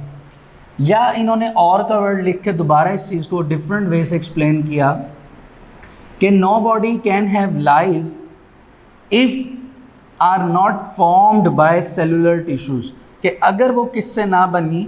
Cellular tissues. यानी जॉन बैप्टिस्ट डी लमार्क ने इस बात को प्रॉपरली कह लीजिए कि प्रेस किया कि जितनी भी लाइफ मौजूद होगी अर्थ पे, उसके लिए सेलुलर होना और टिश्यूज़ की फॉर्म में होना, यानी सेल्स के कॉम्बिनेशन से टिश्यूज़ बनेंगे, तो सेलुलर टिश्यूज़ होना उस लाइफ के लिए ज़रूरी है, तब ही वो क्या कहलाएगी? लाइफ। तो ये बात असल में students Jean Baptiste de Lamarck ने जो था वो एक्सप्लेन की थी। अब आपने याद रखना है कि ये वर्ड असल में JEAN लिखा हुआ है, लेकिन आपने इसको जॉन पढ़ना है, ठीक है? जॉन, और ये क्या है? Baptiste. Jean Baptiste de Lamarck, ठीक है, 1809। आइए इन्हीं के बारे में सेम यही लाइन लिखी हुई है, इसे रीड करते हैं। Jean Baptiste de Lamarck proposed that no body can have life if its part are not cellular tissues or are not formed by cellular tissues। तो ये एक इम्पॉर्टेंट स्टेटमेंट थी, आप कह सकते हैं कि जॉन बैप्टिस्ट डी लमार्क की, जिस स्टेटमेंट ने इस चीज़ को प्रूव किया कि सेल्स एंड टिश्यूज़ का होना लाइफ के लिए कितना ज़्यादा ज़रूरी है। और इसी स्टेटमेंट की वजह से सेल के लिए ये स्टेटमेंट बनी थी कि cell is the basic unit of life. ये आप कह लीजिए एक शॉर्ट डेफिनेशन है, या समझने के लिए कह लीजिए एक लाइन है जो कि इस चीज़ को एक्सप्लेन करती है कि अगर आपकी लाइफ मौजूद है, या आप कह लीजिए कोई भी लिविंग ऑर्गेनिज़म है जो कि ज़िंदा है, तो उसकी ज़िंदगी यानी उसकी लाइफ जो है, उसकी लाइफ किस बेस पर है? उसकी लाइफ असल में यूनिट है, एक चीज़ पर डिपेंड करती है, और वो असल में क्या है? सेल। तो इसी वजह से ये डेफिनेशन बनी सेल की, एक शॉर्ट डेफिनेशन कि cell is the basic unit of life. तो स्टूडेंट्स यहाँ तक आप देख लीजिए, तकरीबन हमने हाफ हिस्ट्री जो है वो डिस्कस की, और अभी तक हमने इस चीज़ को इम्पॉर्टेंस दी कि cell is the unit of life. लेकिन अब कुछ बातें जब हम नेक्स्ट टाइम करेंगे, तो सबसे पहले तो हम रॉबर्ट जो हुक थे, जिन्होंने हमने पढ़ा जिनके बारे में कि उन्होंने सेल को डिस्कवर किया, तो उनकी एक मिस्टेक है, और उसी मिस्टेक से हम नेक्स्ट लेक्चर जो है अपना नेक्स्ट टाइम स्टार्ट करेंगे। बहरहाल स्टूडेंट्स, यहाँ तक आज आप कह लीजिए कि आपका वर्क फॉर डे 3 कंप्लीट होता है। काइंडली यहाँ तक आप इसके MCQs जो हैं वो एज अ होम असाइनमेंट के तौर पर सेपरेट करिए, और उन्हें अच्छी तरह आप बार बार लिखिए, ताकि आपको इनकी डेट्स, इनके नाम साइंटिस्ट के और इनके फंक्शंस याद रहें। और इस टॉपिक में अभी तक आपके 2 क्वेश्चंस भी बन चुके हैं कि how Robert Hooke discovered cell, ये आपका पहला क्वेश्चन है, शॉर्ट क्वेश्चन, और सेकंड क्वेश्चन है what do you know about animalcules. तो आपने ये 2 शॉर्ट क्वेश्चंस भी इसमें कंप्लीट करने हैं। तो आज स्टूडेंट हमारा वर्क फॉर डे 3 यहाँ तक कंप्लीट होता है। Thank you. Work for day 4 से अपना नेक्स्ट लेक्चर स्टार्ट करेंगे, which is history and formulation of cell theory. Students, आपको याद होगा कि हमने अपने प्रीवियस लेक्चर में इसी आर्टिकल को स्टार्ट किया हुआ था, और इसमें हमने हाफ डिस्कशन कर ली थी रिगार्डिंग सेल थ्योरी। और आपको ये भी याद होगा कि हमने कुछ साइंटिस्ट के नाम जो थे वो डिस्कस किए थे, और उनकी फॉर्मुलेशंस को डिस्कस किया था कि कैसे डिफरेंट साइंटिस्ट ने डिफरेंट डेट्स पर रहकर अपने अपने टाइम पे सेल के बारे में एक्सप्लेनेशन दी। तो हमने अपने प्रीवियस लेक्चर में Aristotle, Robert Hooke, Antonio van Leeuwenhoek, John Baptiste de Lamarck, इन साइंटिस्ट की डिस्कशन स्टार्ट की थी, और प्रॉपरली हमने कंप्लीट कर ली थी।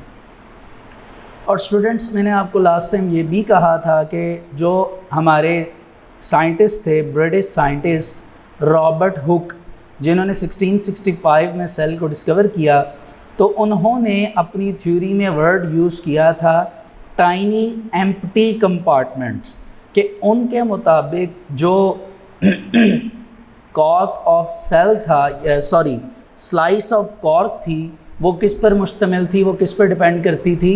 सेल्स पर, ठीक है। और उन सेल्स को ये कहा गया था कि वो एम्प्टी कंपार्टमेंट्स हैं, ठीक है, एम्प्टी कंपार्टमेंट्स हैं। और उन्होंने यहाँ तक इस बात को स्टॉप कर दिया था, और फिर चंद सालों बाद फिर बात जो है वो डिफरेंट वे से स्टार्ट हुई।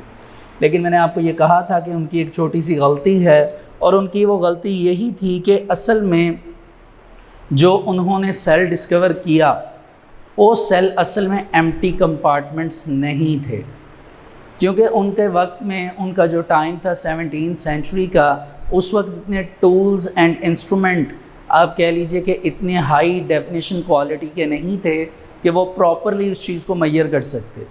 नो डाउट उन्होंने हमें बहुत बड़ी लीक जो है रिगार्डिंग सेल दे दी, सेल को हमें डिस्कवर करके दे दिया, लेकिन वो एक छोटी सी मिस्टेक कर गए कि उन्होंने एम्प्टी कंपार्टमेंट्स का वर्ड यूज़ किया। तो इसी चीज़ को बाद में एक साइंटिस्ट आया जिन्होंने इस चीज़ को डिस्कवर किया कि असल में सेल एम्प्टी कंपार्टमेंट्स नहीं होते, बल्कि सेल में बहुत सी चीज़ें जो हैं, बहुत से अदर मटेरियल्स पाए जाते हैं जिनको आज के ज़माने में हम नाम देते हैं ऑर्गेनेल। सिंगुलर उनको ऑर्गेनेल कहा जाता है और अगर प्लूरल की बात करें तो ऑर्गेनेल्स कहा जाता है। ठीक है, तो असल में 1831 में एक साइंटिस्ट आए, उनका नाम भी रॉबर्ट ही था, लेकिन इनका नाम याद रखिएगा, इनका नाम रॉबर्ट ब्राउन है।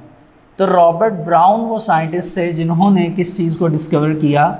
न्यूक्लियस को। तो आप ये कह सकते हैं कि न्यूक्लियस वो फर्स्ट ऑर्गेनेल है जो कि सेल में डिस्कवर की गई। ठीक है, तो इस तरह रॉबर्ट हुक की ये बात गलत हो गई कि वो एम्प्टी कंपार्टमेंट्स हैं। ये बात उन्होंने 1665 में की थी और 1831 में जाके हमें ये समझ आई रॉबर्ट ब्राउन के ज़रिए कि असल में जो सेल है वो एम्प्टी कंपार्टमेंट नहीं है, बल्कि उसमें कुछ और मटेरियल पाए जाते हैं जिन्हें हमने ऑर्गेनेल्स का नाम दिया। और फर्स्ट ऑर्गेनेल जो थी वो कौन सी थी? न्यूक्लियस। तो ये इम्पॉर्टेंट काम 31 में रॉबर्ट ब्राउन ने किया। और आफ्टर 7 ईयर्स यानी 1838 में एक और आप कह लीजिए साइंटिस्ट आए जिनका नाम था मैथायस श्लाइडन। क्या नाम था? मैथायस श्लाइडन। तो मैथायस श्लाइडन ने बहुत ज़्यादा इम्पॉर्टेंट बात डिस्कस की और इन्होंने स्टडी की अबाउट प्लांट टिश्यूज़। इन्होंने किसकी स्टडी की? प्लांट टिश्यूज़ की। और प्लांट टिश्यूज़ की स्टडी कर उन्होंने एक स्पेसिफिक सेल थ्योरी का पहली statement regarding to plants provide की। ठीक है, क्योंकि ये एक बोटेनिस्ट थे। बोटेनिस्ट मतलब कि जो स्टडी करते हैं प्लांट्स की, तो उनकी ये फील्ड थी, उनका ये डिपार्टमेंट था। तो उन्होंने इसी वजह से प्लांट के टिश्यूज़ के ऊपर बहुत ज़्यादा स्टडी की और एक स्टेटमेंट तैयार की प्लांट्स के लिए एज अ सेल थ्योरी। तो वो स्टेटमेंट जो उन्होंने तैयार की वो ये थी कि ऑल प्लांट्स, जितने भी प्लांट्स हैं, आर एग्रीगेट्स। एग्रीगेट्स का मतलब है कि मजबूआ होना, इकट्ठा होना। जितने भी प्लांट्स हैं वो इकट्ठे होते हैं ऑफ इंडिविजुअल सेल्स, यानी प्लांट्स के जितने भी सेल्स हैं इंडिविजुअली वो एक जगह पर इकट्ठे होते हैं, एक जगह असेंबल होते हैं, एक जगह टुगेदर होते हैं, विच आर फुली इंडिपेंडेंट। और वो तमाम के तमाम सेल इंडिपेंडेंट होते हैं। इंडिपेंडेंट यानी उन्हें टोटल क्या होती है? फ्रीडम, मतलब आज़ादी। ठीक है, कि वो सेल्स अपना फंक्शन परफॉर्म कर सकें। तो ये वो पहली स्टेटमेंट थी आप कह सकते हैं जो कि मैथायस श्लाइडन ने regarding to plant tissues explain की एज अ बोटेनिस्ट। और उन्होंने ये बात एक्सप्लेन की कि जितने भी प्लांट्स के इंडिविजुअल सेल्स हैं वो तमाम के तमाम एक जगह इकट्ठे होते हैं, एक जगह मिलकर रहते हैं। यहाँ सेल्स तक उनका कहने का मकसद ये था कि अगर वो सेल मिलकर रहेंगे तो वो असल में क्या बन जाएंगे? वो असल में टिश्यूज़ बन जाएंगे। क्योंकि जब सेल्स मिलकर एक जगह पर रहते हैं इन दी ग्रुपिंग, तो हम उनको क्या नाम प्रोवाइड करते हैं? टिश्यूज़। तो असल में उनका यहाँ तक ये कहना था कि जितने भी प्लांट्स हैं उनके सेल्स असल में कंबाइन करके एज अ टिश्यू की फॉर्म में रहेंगे और उसमें वो टोटली फ्रीडम उन्हें हासिल होगी, टोटली वो फ्री होंगे, उनमें टोटली उनको आज़ादी होगी कि वो अपना फंक्शन परफॉर्म कर सके। तो ये स्टूडेंट्स असल में मैथायस श्लाइडन जो थे ये साइंटिस्ट थे 1838 में एज अ बोटेनिस्ट, जिन्होंने ये एक cell theory regarding to plant tissues जो है वो हमें प्रोवाइड की। तो इसी थ्योरी को देखते देखते एक साल बाद यानी 1839 में एक और आप कह लीजिए साइंटिस्ट आए जो कि एक ज़ूलॉजिस्ट थे। ज़ूलॉजिस्ट वो होते हैं जो स्टडी करते हैं एनिमल्स की। इनका नाम था थियोडोर श्वान।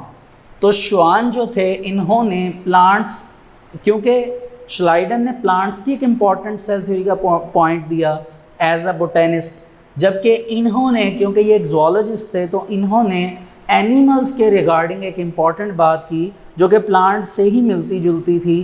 क्योंकि हम स्टार्टिंग से ये बात पढ़ते आ रहे हैं कि प्लांट्स और एनिमल्स का आपस में काफ़ी हद तक रिलेशन है।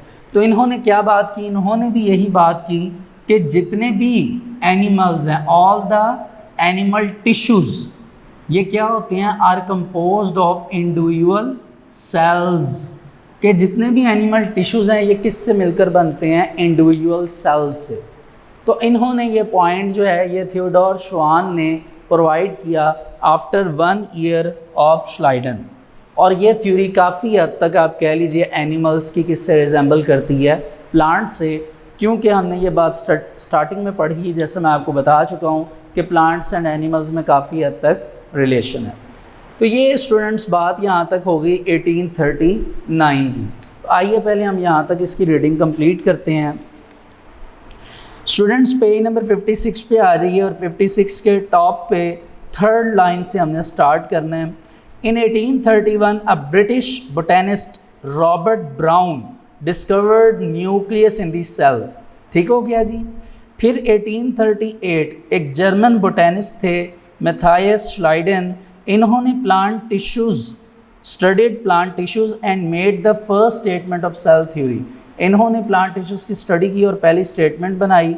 वो स्टेटमेंट आपका शॉर्ट क्वेश्चन भी है, इम्पॉर्टेंट, आपने याद रखना है। जो मैंने वहाँ पर ब्लू मार्कर से लिखी है सेम वही स्टेटमेंट है कि all the plants are aggregates of individual cells made with the individual cells which are fully independent, यानी वो किससे मिलकर बने हुए हैं? सेल्स की एग्रीगेट से मिलकर, मजमूए से मिलकर बने हुए हैं, जो कि असल में टिश्यूज़ कहलाएंगे, और वो फुली क्या हैं? इंडिपेंडेंट हैं, यानी फ्री हैं।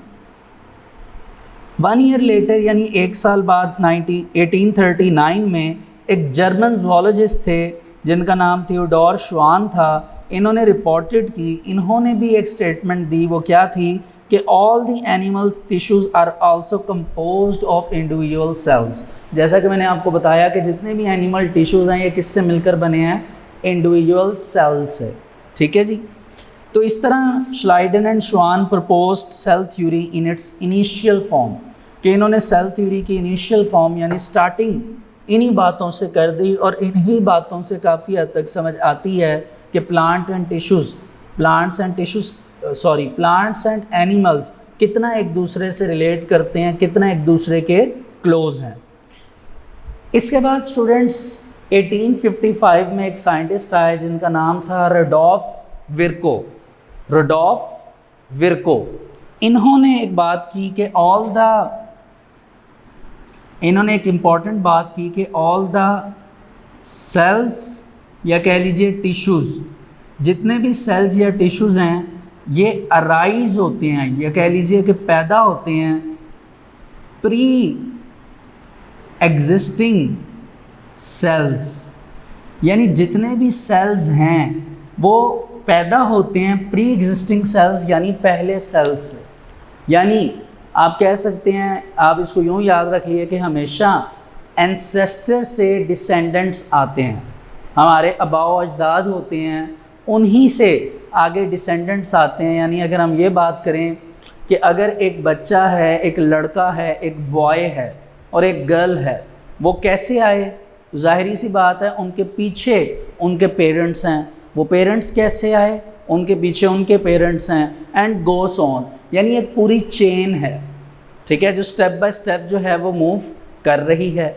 इसी तरह आप कह लीजिए कि उनकी बॉडी जो है वो किससे मिलकर बनी हुई है, किस चीज़ पर कंपोज्ड है? सेल्स पे। तो वो तमाम के तमाम सेल्स जो हैं वो कैसे आए हैं? प्री एग्जिस्टिंग सेल्स से, यानी एंसेस्टर्स होंगे तब ही डिसेंडेंट्स आएंगे। इसी तरह अगर पहले प्री एग्जिस्टिंग सेल्स होंगे तब ही एग्जिस्टिंग सेल्स मौजूद होंगे।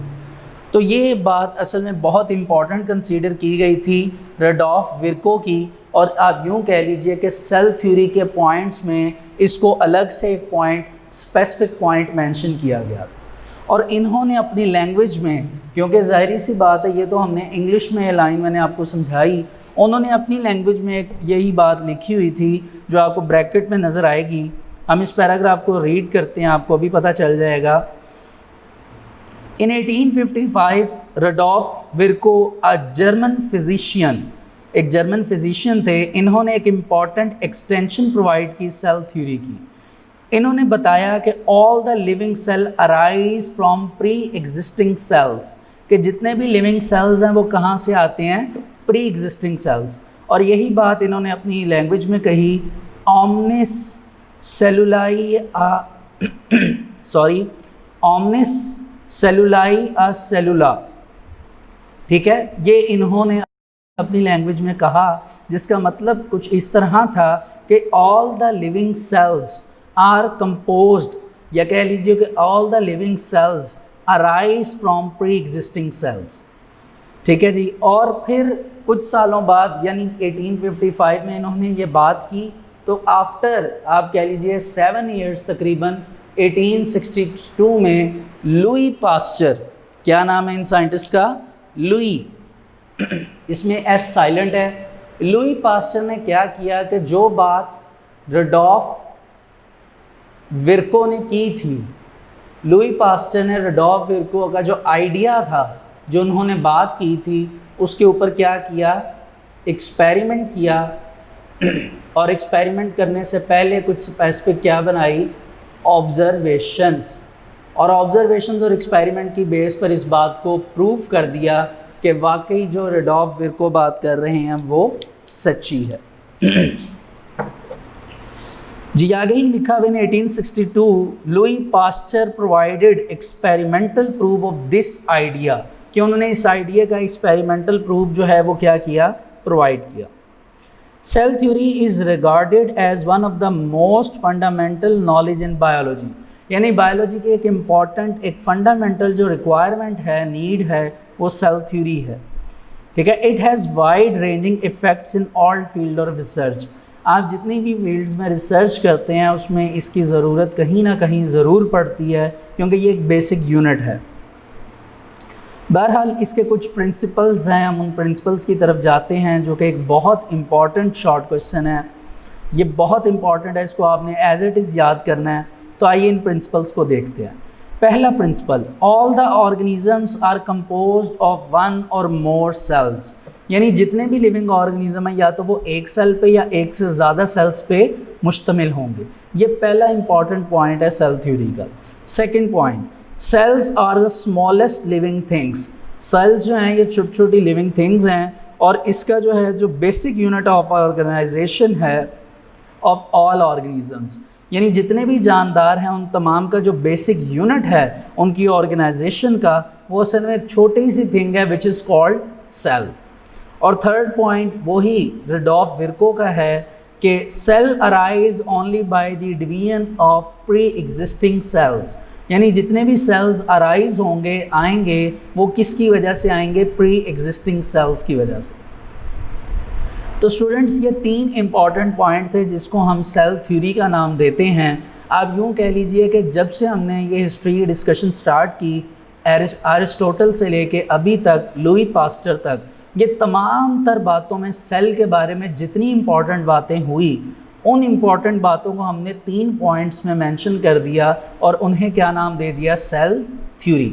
तो ये असल में स्टूडेंट सेल थ्योरी है जिस बेस पर आज हम बात करते हैं कि व्हाट इज़ सेल। तो आपने इसको एज अ शॉर्ट क्वेश्चन के तौर पर याद करना है। अब स्टूडेंट एक बात एडिशनल है जो कि आपको मैंने 3rd चैप्टर में भी एक्सप्लेन की थी। आपको याद होगा जब हमने 3rd चैप्टर पढ़ा था तो वहाँ पर एक टॉपिक था हमारा 5 किंगडम क्लासिफिकेशन सिस्टम। तो स्टूडेंट्स 5 किंगडम क्लासिफिकेशन सिस्टम में हमने दुनिया के तमाम ऑर्गेनिजम्स को एडजस्ट कर दिया था 5 किंगडम्स में, ठीक है। लेकिन हमने उसके बाद एक टॉपिक पढ़ा था स्टेटस ऑफ वायरस। आपने अगर वो लेक्चर अच्छी तरह रीड किया है, उसे अच्छी तरह देखा है, तो मैंने एडिशनल आपको वायरस की डायग्राम भी बनाकर दिखाई थी और एक्सप्लेन भी किया था। तो स्टूडेंट्स वायरस का जो टॉपिक हमने डिस्कस किया था, हमने ये बात की थी कि वायरसेस जो होते हैं they are not included in 5 kingdom classification system because they are the borderline of living and non-living. Viruses are the borderline of living and non-living. यानी तब भी आपको ये बात बताई गई थी कि वायरसेस जो हैं या वायरस जो हैं ये एयर में फ़्लो कर रहे होते हैं, ये होते हैं नॉन लिविंग। लेकिन जैसे ये किसी बॉडी के ऊपर आकर अटैच हो जाते हैं तो इनके अंदर कुछ करैक्टर लिविंग के पाए जाते हैं। फॉर एग्ज़ाम्पल उनमें DNA और RNA होता है, तो वो उस DNA और RNA को उस बॉडी के अंदर इंजेक्ट कर देते हैं। तो वो तब जैसे ही इंजेक्ट करते हैं तो वो कंसीडर होते हैं लिविंग। इस वजह से हम वायरसेस को कहते हैं कि viruses are the border line of living and non living, कि वो बॉर्डर लाइन पर होते हैं कि वो लिविंग भी है नॉन लिविंग भी है। इसकी एग्जांपल कुछ इस तरह की है कि एक क्रिकेटर जो है वो जब बॉल को शॉट करता है मारता है बॉल को, तो वो बॉल जब तक बाउंड्री से पहले है तब तक वो बॉल ही है, लेकिन जैसे ही वो बॉल जो है वो बाउंड्री को क्रॉस करेगी तब वो बॉल नहीं रहेगी, बल्कि उसके अंदर एक करैक्टर ऐड हो जाएगा कि इस बॉल के ऊपर 4 स्कोर चौका हो गया है, 6 स्कोर यानी छक्का हो गया, यानी उसमें एडिशन हो जाएगी, आप कह लीजिए स्कोर्स की।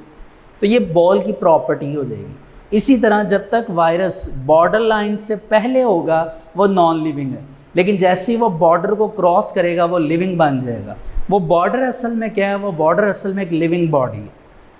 तो इन शॉर्ट अगर मैं ये सारी बातों की समरी करूं तो बात कुछ इस तरह की है कि वायरसेस को लिविंग ऑर्गेनिज्म कंसीडर नहीं किया जाता, ठीक है, क्योंकि अभी तक हमने बात सेल की थी। अगर हमने बात सेल की है तो इन शॉर्ट सेल तमाम दुनिया के लिविंग ऑर्गेनिजम्स में पाया जाएगा।